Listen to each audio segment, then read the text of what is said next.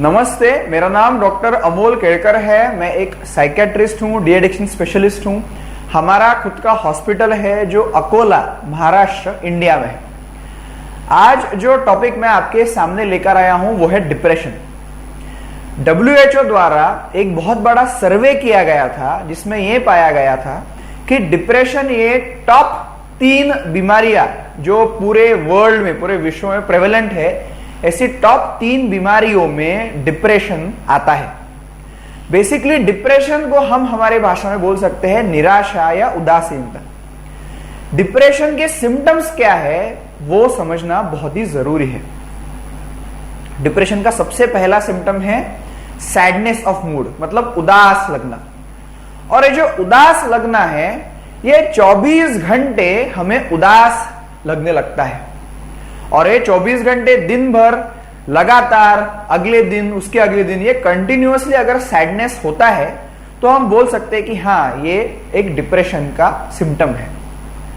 यही जो सिम्टम है ये डिफरेंशिएट करता है नॉर्मल लोगों में। नॉर्मल लोगों में भी डिप्रेशन होता है, लेकिन वो कुछ मिनटों तक रहता है, कुछ सेकेंड्स रहता है, कुछ घंटों रहता है, और बाद में जैसे सिचुएशन बदल जाती है वैसे वो लोगों को नॉर्मल महसूस होता है। उसे हम डिप्रेशन नहीं बोलते।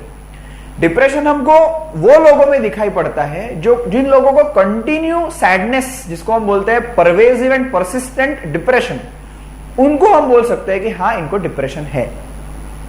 तो सबसे इंपॉर्टेंट जो सिम्टम है वो है सैडनेस ऑफ मूड। जो सेकेंड इंपॉर्टेंट सिम्टम है वो है loss of interest in work, काम में दिल नहीं लगना।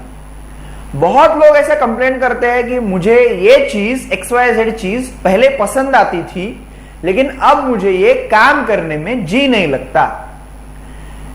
घर का काम करने में इंटरेस्ट नहीं है, पढ़ाई करने में इंटरेस्ट नहीं है, जॉब में जाने में इंटरेस्ट नहीं है, कोई भी चीज में उनको इंटरेस्ट लगता नहीं, काम करने की इच्छा होती नहीं, तो वो हम बोलते हैं कि हाँ, ये डिप्रेशन का सिम्टम है। बहुत लोगों को टेम्पररी ऐसा हो सकता है कि डिप्रेशन लगे, लेकिन अगर टाइम बदल गया, अगर कोई बड़ा त्योहार है या कोई हमारा बड़ा फंक्शन है तो हमें अच्छा लगने लगता है। लेकिन डिप्रेशन के पेशेंट को, डिप्रेशन के मरीज को फिर भी मजा नहीं आती, इंटरेस्ट नहीं आता। तो सेकेंड सिम्टम है loss of interest in work. जो थर्ड सिम्टम है वो गिल्ट।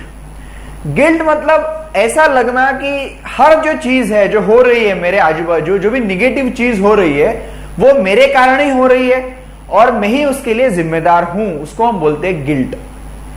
गिल्ट जब होने लगती है तब निगेटिविटी बहुत ज्यादा बढ़ने लगती है और कंटिन्यूअसली दिमाग में निगेटिव ऑटोमेटिक थॉट्स आने लगते हैं। तो ये बहुत बड़ा सिम्टम है डिप्रेशन का। नंबर 3। जो नंबर 4 सिम्टम है वो है फिजिकल एंड मेंटल वीकनेस।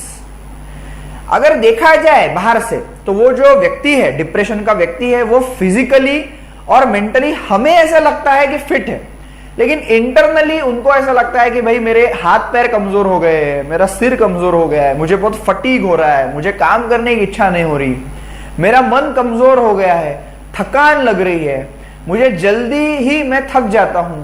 तो ये सिम्टम डिप्रेशन का है। इसको हम बोलते हैं फिजिकल एंड मेंटल फटीग और वीकनेस। जो नेक्स्ट सिम्टम है वो है लॉस ऑफ कॉन्सेंट्रेशन। बहुत लोगों को कंसंट्रेशन नहीं रहता। अगर बच्चे पढ़ाई कर रहे हैं तो पढ़ाई में ध्यान नहीं है, महिलाएं हैं, महिलाओं का काम में ध्यान नहीं है, बच्चों की तरफ ध्यान नहीं है, जो खाना बना रहे हैं उस पर ध्यान नहीं है, यदि बुजुर्ग है, एडल्ट्स है तो उनका काम में ध्यान नहीं लग रहा। तो लॉस ऑफ कंसंट्रेशन अगर होने लग गया तो ये भी एक बहुत बड़ा सिम्टम है। जो नेक्स्ट सिम्टम है वो है ईटिंग हैबिट्स चेंज हो जाना। भूख न लगना, भूख न लगने के कारण वजन कम होना, माल नरिशमेंट होना, या कुछ कुछ लोगों में, माइनॉरिटी केसेस में भूख बहुत ज्यादा लगना और वजन ज्यादा बढ़ना। ऐसा जो ईटिंग हैबिट्स है वो चेंज हो जाते हैं। लेकिन मैक्सिमम लोगों में भूख नहीं लगती, खाने की इच्छा नहीं होती, अगर खाना देख लिया तो नौशिया, वॉमिटिंग जैसा लगता है। तो ये बहुत ही इंपॉर्टेंट सिम्टम है डिप्रेशन का। जो नेक्स्ट इंपॉर्टेंट सिम्टम है वो है स्लीप पैटर्न डिस्टर्ब हो जाना। स्लीप पैटर्न अगर डिस्टर्ब होने लग गया तो समझ लेना कि हमें बहुत बड़ी बीमारी हो सकती है, मानसिक बीमारी हो सकती है। बहुत लोगों को नींद नहीं आती, बहुत लोगों को नींद आ जाती है लेकिन बीच बीच में उनकी आंखें खुल जाती है, लेकिन जो मेजॉरिटी लोग जो है डिप्रेशन के, उनको अर्ली मॉर्निंग इंसोम्निया होता है।